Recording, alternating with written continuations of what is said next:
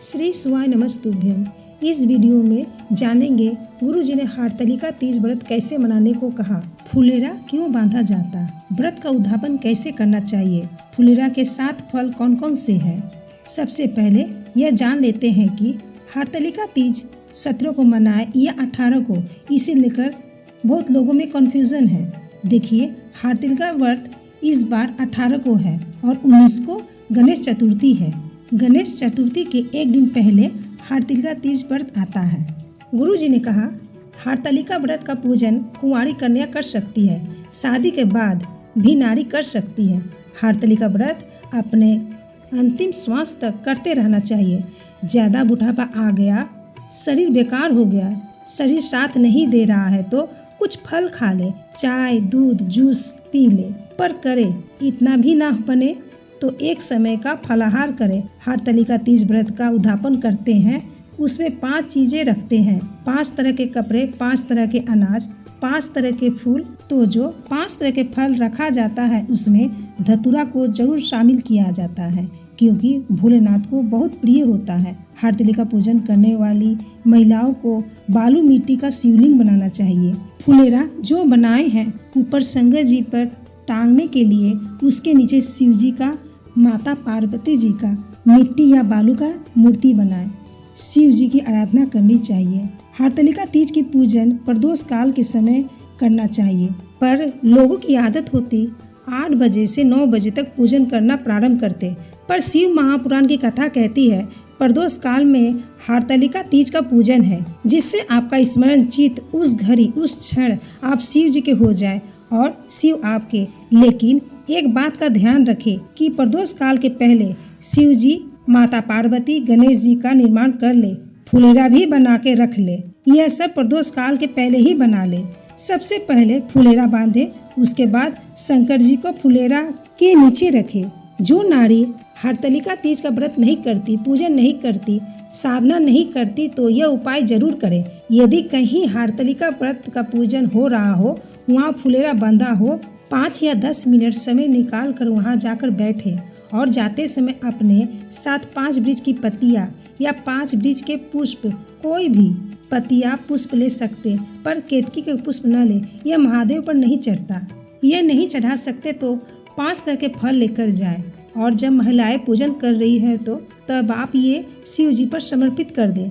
हरतालिका पूजन हस्त नक्षत्र में किया जाता है। हस्त नक्षत्र के अंतर्गत तृतीया का बहुत महत्व है। यह संपदा को बढ़ाती है, मनोकामना को पूर्ण करती है, इसलिए शिव जी की आराधना का बड़ा महत्व है।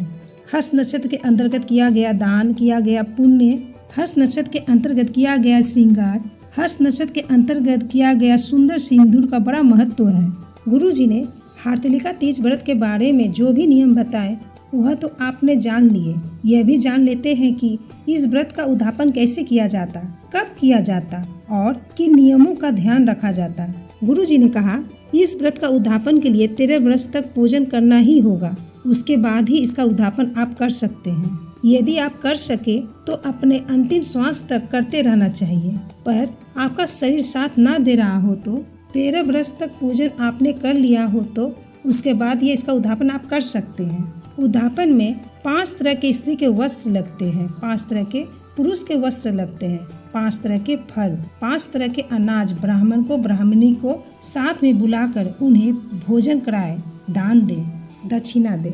उद्यापन आप ब्राह्मण को बुला कर के भी कर सकते हैं या स्वयं भी कर सकते हैं।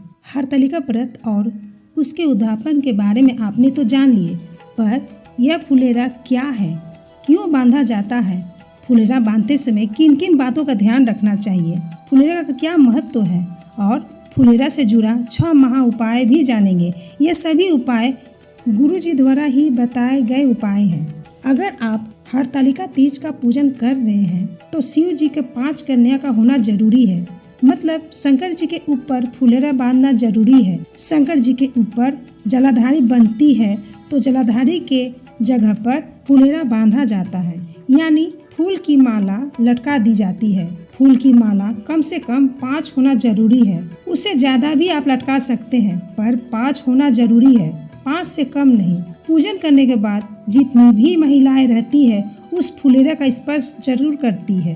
इसका कारण यह है, हरतालिका तीज पूजन के फुलेरा का स्पर्श करने वाली नारी कभी विधवा नहीं होती है।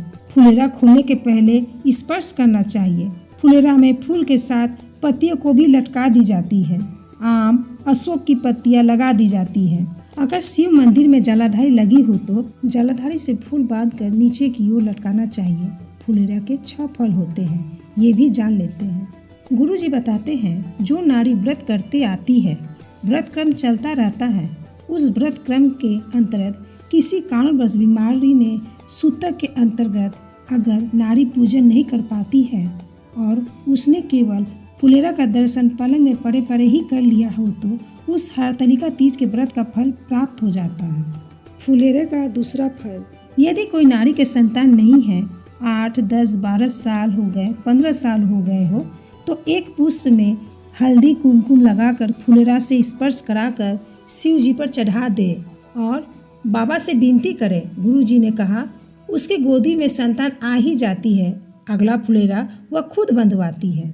फुलेरा का तीसरा फल, हरतालिका व्रत की किताब आप पढ़ते हैं तो उसमें लिखा है कि ब्राह्मण देव को यह दान देना है। अगर कोई गरीब है, साधारण है, नहीं है, किसी की कैपेसिटी नहीं है दान देने के लिए, आप दान नहीं दे सकते हैं तो स्वर्ण दान, वस्त्र दान, मुद्रा दान, अन्न दान, हम ये सारे दान नहीं दे पा सकते हैं तो शिव महापुराण की कथा कहती है तीसरा फल फुलेरा का है। मात्र फुलेरा का दर्शन स्पर्श कर लेने से सारे दानों का पुण्य फल प्राप्त हो जाता है। हरतालिका पूजन जो नारी पहली बार करती है या किसी कारणवश हरतालिका व्रत का उद्यापन कर देते हैं या किसी कारणवश शरीर ऐसा नहीं रहा कि बिना पानी का रह सकते हैं या किसी कारणवश कोई गलती हो गई हो तो मात्र फुलेरा का दर्शन कर लेते हैं तो महादेव वह गलती को स्वीकार करके क्षमा कर देते हैं। अब जानते हैं फुलेरे का 5वां फल, हम न काशी जा सकते हैं, न सोमनाथ जा सकते हैं, न किसी एकांत स्थान में जाकर भगवान शंकर का स्मरण कर सकते हैं। मान ले हमें एकांत में बैठकर शिव जी की भक्ति करना, किसी मंदिर शिवालय में जाकर शिव जी की भक्ति करना है तो मात्र फुलेरा का दर्शन करने से, पूजन स्मरण करने से उस भक्ति का फल भी हमारे खाते में आ जाता है। अब जानते हैं फुलेरा का 6वां फल, माँ पार्वती जी गुफा में जाकर शिव जी का भजन करती थी, शंकर जी का स्मरण करती थी, फिर अपने सहेलियों के साथ बैठकर शंकर जी का स्मरण करती थी, जिसका फल माँ पार्वती को मिला। हम ना तो किसी गुफा में प्रवेश कर सकते हैं, न ही किसी जंगल में जाकर भगवान का स्मरण कर सकते हैं, भजन कर सकते हैं। तो हरतालिका तीज के दिन फुलेरा के नीचे शिव जी के पूजन करते, अर्चना करते तो हमारा वन में किया गया भजन का फल हमें प्राप्त हो जाता है। उम्मीद करते हैं हरतालिका व्रत से जुड़ा हुआ, फुलेरा से जुड़ा हुआ सभी नियम और उपाय जान लिए होंगे। उम्मीद करते हैं आपको ये वीडियो जरूर पसंद आई हो।